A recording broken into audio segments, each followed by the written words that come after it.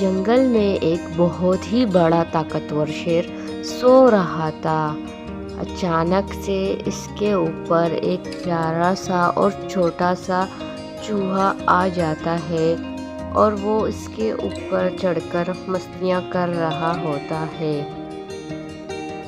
چوہا شیر کے اوپر ادھر ادھر پٹک رہا ہوتا ہے۔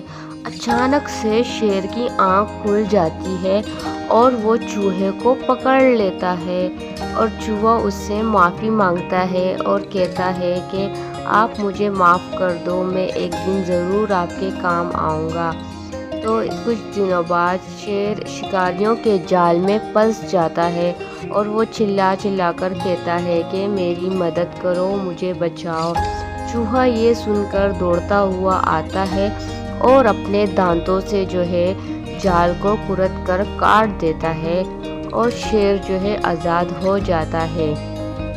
اس کے بعد شیر چوہے کو بولتا ہے، چوہا شیر سے کہتا ہے میں نے آپ کو کہا تھا نا کہ میں ایک دن آپ کے کام آؤں گا۔ اس کے بعد شیر اور چوہے میں دوستی ہو جاتی ہے۔ تو بچوں، اس کہانی سے ہمیں یہ سیکھ ملتی ہے کہ کسی بھی چیز کو چھوٹا یا کمتر مت سمجھو۔